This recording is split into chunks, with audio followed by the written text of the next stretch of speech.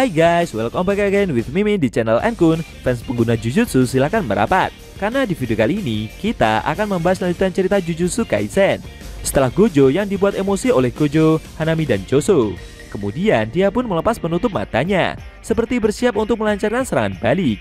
Lebih tepatnya, kita akan mereview manga Jujutsu Kaisen chapter 85 yang bersumber dari website Jujutsu Kaisen atau forum Reddit.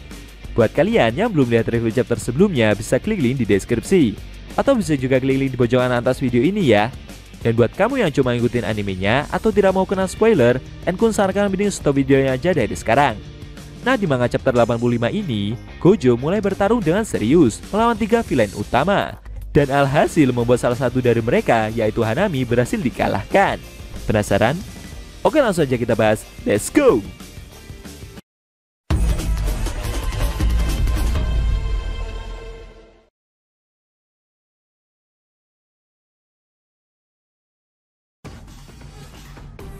Judul chapter 85 ini adalah insiden Shibuya bagian ketiga. Pada awal scene, kita diperlihatkan Gojo yang telah melepas penutup matanya. Dia memberitahu kalau akan mengalahkan Hanami terlebih dahulu. Kemudian Gojo pun meminta mereka untuk kembali memulai pertempuran. Tapi anehnya, kedua roh terkutuk itu hanya diam saja. Sambil berjalan maju secara perlahan, Gojo bertanya, kenapa mereka tidak segera memulainya? Apalagi tadi, mereka memang berkeinginan agar dia tidak lari dari pertempuran. Melihat lawannya itu mendekat, dengan sigap, Jogo dan Hanami segera melancarkan pukulannya.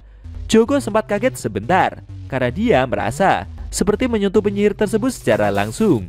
Ternyata memang benar, Gojo menahan pukulan itu menggunakan tangannya sendiri. Lalu dia menunduk untuk menghindari tendangan dari Hanami. Kemudian memutar tangan roh terkutuk itu dan memotongnya dengan paksa.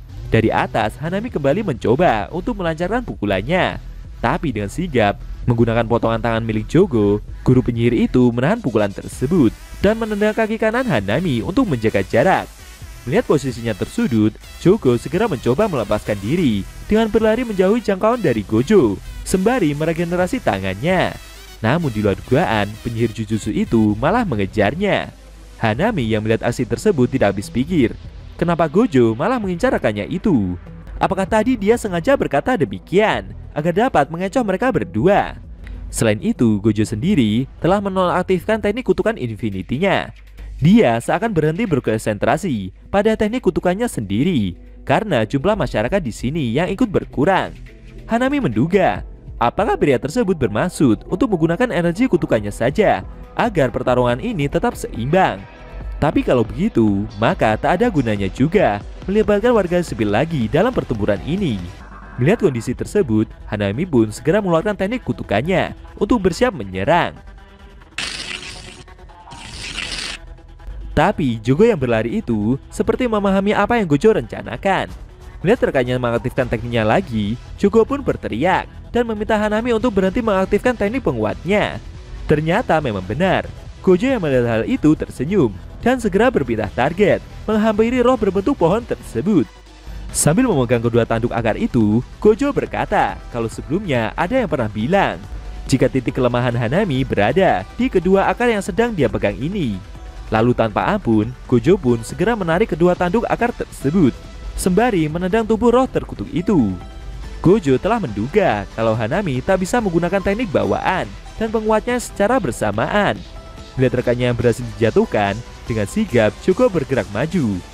Dalam benaknya dia mengakui jika alasan Gojo sendiri bisa bertahan sampai sekarang karena dia terus mengaktifkan teknik penguatnya untuk melindungi diri. Jogo tidak menyangka jika Gojo masih memiliki kemampuan sekuat itu. Padahal Gojo sendiri hanya menggunakan energi manipulasi kutukan dan serangan fisik saja. Dia bertanya-tanya, apakah ada hal yang sebenarnya tidak bisa pria itu lakukan? Karena Gojo begitu terlihat tidak punya celah untuk bisa mereka kalahkan. Dari sisi sebelah ada Choso yang melancarkan teknik darah iblisnya dan membantai beberapa warga yang ada di depannya untuk menyerang Gojo. Namun penyihir tersebut telah kembali mengaktifkan Infinity-nya sehingga membuat serangan itu dapat tertahan. Sambil menoleh dan menatap lawannya, Gojo merasa jika orang itu bukanlah arwah terkutuk, seperti halnya Jogo dan Hanami. Menurutnya, dia mungkin adalah wadah terkutuk lukisan kematian. Meski sebenarnya Choso telah membuat Gojo terganggu, tapi menurutnya pria itu tidak seaktif dua roh terkutuk ini. Gojo pun berencana untuk mengurusnya nanti saja. Di sisi lain, Chogo dan Hanami kembali melancarkan pukulan secara bersamaan. Namun sayangnya teknik pertahanan Gojo masih dia aktifkan. Sambil menoleh ke arah Chogo, Gojo bertanya, apakah mereka yakin kalau mereka mau menetralkan tekniknya dengan kemampuan penguat milik mereka berdua, maka Gojo sendiri akan membalas dengan memperkuat teknik kutukannya sendiri. Karena roh pohon di belakangnya ini mungkin tidak akan mampu melakukan serangannya lagi. Jogo yang ditanya itu jadi bingung.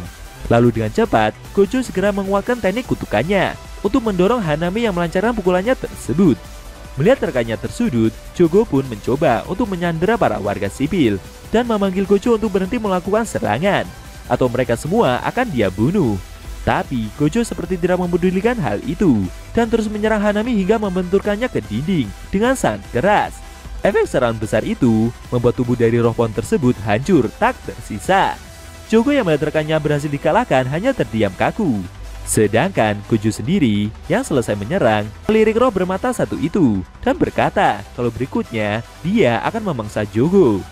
Lalu scene berpindah ke stasiun Meiji Jingumae. Di dekat pintu keluar kedua, ada tim Mei Mei yang mendapatkan pengarahan dari manajer Jujutsu. Manajer tersebut memberitahu kalau ada pembatas yang mengelilingi stasiun dan ada warga sipil yang juga terjebak di sana. Di dalamnya ada pembatas lain, tepatnya di platform rel Fukutoshin, dan itu membuat penyihir Jujutsu tidak bisa masuk. Lalu di antara kedua pembatas ini ada arwah terkutuk atau kutukan yang membuat pembatas tersebut.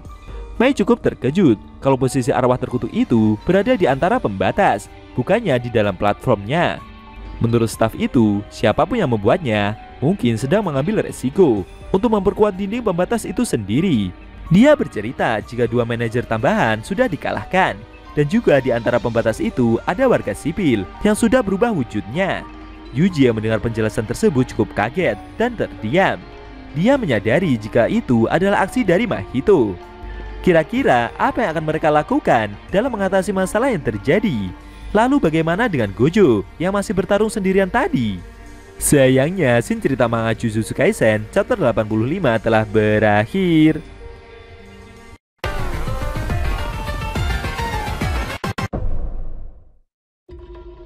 Oke guys, itu tadi review manga Jujutsu Kaisen chapter 85 yang endisinya memperlihatkan Mei Mei bersama Yuji yang mendengarkan instruksi dari manajer Jujutsu kalau ada serangan lain yang berada di sekitar stasiun Meiji, dan kemungkinan besar itu disebabkan oleh ulah dari Mahito.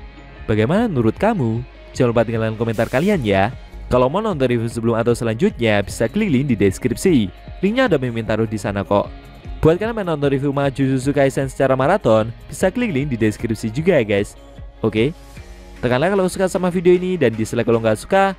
Jika ada kata-kata dari Enku yang kurang pas, Enku mohon maaf, dan sampai bertemu di video review manga Jujutsu Kaisen selanjutnya.